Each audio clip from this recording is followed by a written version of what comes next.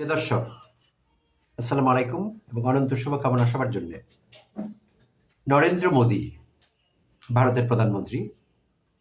আমাদের হাসিনার পালিয়ে যাওয়া এবং ভারতে আশ্রয় নেওয়া সেই থেকে শুরু করে নিরন্তর চেষ্টা করে যাচ্ছেন বাংলাদেশকে ডিস্টেবিলাইজ করবার জন্য, অস্থিতিশীল করবার জন্য।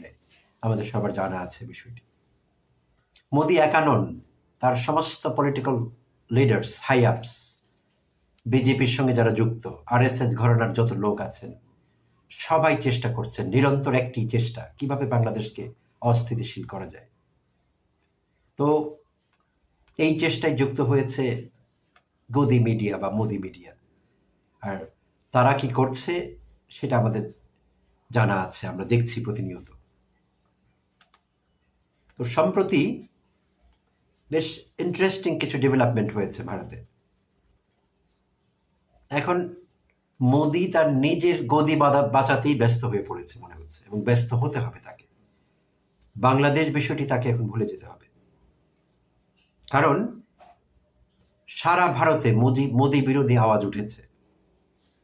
কারণ ভারতীয় ভাই বোনেরা যারা মোদির মতো ধর্মান্ধ নন, অনেকেই আছেন ধর্মনিরপেক্ষ সাধারণ মানুষ, কিন্তু কিংবা ধার্মিক কিন্তু ধর্মান্ধ নন, এরকম সমস্ত ইন্ডিয়ান ভাই বোনেরা মোদি বিরোধী আওয়াজ উঠিয়েছেন সব জায়গায়, ভারতীয় সংসদে এবং সংসদের বাইরে। অতি সম্প্রতি দিল্লিতে, ভারতের রাজধানী দিল্লিতে প্রায় 11টি ভাষায় মোদি বিরোধী পোস্টার্স, লিফলেটস ছাড়া হয়েছে রাজধানীতে, যার ভাষা ছিল, স্লোগান ছিল, হটাও মোদি, বাঁচাও দেশ। মোদিকে বিদায় করো, ভারত দেশকে বাঁচাও, রক্ষা করো। ভারতবাসীর প্রতি এই ছিল আবেদন সেই পোস্টার্স এবং লিফলেট। এর বাইরেও সংসদ উত্তপ্ত হয়ে উঠেছে, ভারতীয় সংসদ মোদি বিষয়ে। খুদ সংসদ থেকে আওয়াজ উঠেছে, গলি গলি মে শোর হে, নরেন্দ্র মোদি চোর হে। আমাদের সমস্ত অলিগলিতে একটি আওয়াজ যে নরেন্দ্র মোদি একটা চোর। তো নরেন্দ্র মোদি সরাসরি চোর কিনা সে কথা বলা একটু মুশকিল, তবে নরেন্দ্র মোদি যে প্রতারক, বাটপার, হিপোক্রিট, এইটি হলফ করে বলা যায়। কারণ গত 2 টার্ম সাকসেসফুলি অধিকাংশ ভারতবাসীকে বোকা বানিয়ে ঈশ্বরের নামে হিন্দু কার্ড খেলে 2 টার্ম ক্ষমতায় ছিলেন, 3য় টার্মেও ক্ষমতায় আছেন, তবে এবার আর আগের মতো শক্তি নেই। মিলে ঝুলে সরকার, ন্যাশনাল ডেমোক্রেটিক অ্যালায়েন্সকে সঙ্গে নিয়ে দুর্বল একটি মিলে ঝুলে সরকার নিয়ে আছেন, কিন্তু তারপরও তার লাভ ঝাপ বন্ধ হয়নি। নিজের কথা বাদ দিয়ে, নিজের ঘর না সামলিয়ে বাংলাদেশের পেছনে পড়েছিলেন। তো এখন মনে হচ্ছে ভারতবাসী, ভারতের ভাই বোনেরা বিষয়টি আর সহজভাবে নিচ্ছেন না। আর অলরেডি পশ্চিম বাংলা, মহারাষ্ট্র, এইসব জায়গাতে উত্তাল হয়ে উঠেছে, মোদি বিরোধী স্লোগান, আন্দোলন, ক্ষোভ দানা বেঁধে উঠেছে সেখানে। কারণ বিশেষভাবে পশ্চিম বাংলা এবং মহারাষ্ট্রের অনেক কৃষকের জীবিকা বন্ধ হয়ে গিয়েছে, বাংলাদেশের সঙ্গে তাদের রপ্তানি বন্ধ হয়ে গিয়েছে। তারা তাদের প্রডিউস, সবজি, পেঁয়াজ, আলু, এইসব বাংলাদেশে পাঠাতে পারছেন না, তাই তাদের না খেয়ে থাকবার অবস্থা। ভয়ঙ্কর একটি পরিস্থিতি অ্যারাইজ করেছে।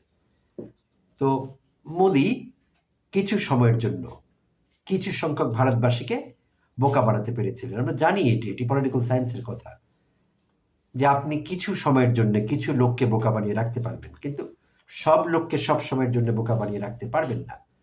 তো মোদির ক্ষেত্রে ঠিক বিষয়টি এরকমই ঘটেছে। 2 দফা ভারতবাসী বোকা হয়েছিলেন, মোদির দ্বারা প্রতারিত হয়েছিলেন।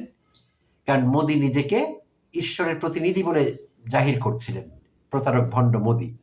তিনি বলবার চেষ্টা করেছিলেন তার বোধ হচ্ছে ঈশ্বর তাকে পাঠিয়েছেন ভারতবাসীর সেবা করার জন্য, আর ভারতবাসীর উচিত এই ঈশ্বরের প্রতিনিধিকে রক্ষা করা, তাকে সমর্থন করা।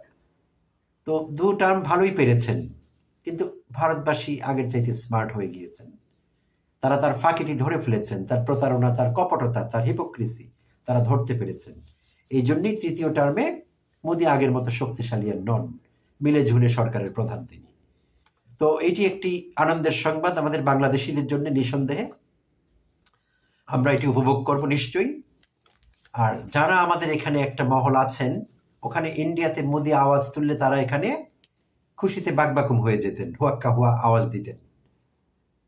এরকম না বিষয়টি, তাদের এটা ভুলে যেতে হবে, মোদিকে ভুলে যেতে হবে। বাংলাদেশি আছি আমরা, এই দেশ সবার, বাংলাদেশেই থাকবো মিলেমিশে। মোদির চিন্তায় বিভোর থাকার কারো দরকার নেই, সুখ স্বপ্ন দেখবার দরকার নেই যে মোদি ওখান থেকে আওয়াজ দিলে বাংলাদেশ উড়ে যাবে, বাংলাদেশে এটা হয়ে যাবে ওটা হয়ে যাবে, এইসব চিন্তা করার আমাদের কোনো দরকার নেই। এবং এটা অবাস্তব চিন্তা। এই দেশে থাকবো, এই দেশের আলো বাতাসে শ্বাস নেব, এই দেশের ক্ষতি ধ্বংস কামনা করব, মোদি জিন্দাবাদ বলবো, এটা এক ধরনের ভণ্ডামি এবং কপটতা। তো এটি থেকে আমাদের বেরিয়ে আসতে হবে সবাইকে, এবং পরিস্থিতিকে অনুধাবন করতে হবে। ধন্যবাদ সবাইকে, ভালো থাকবেন।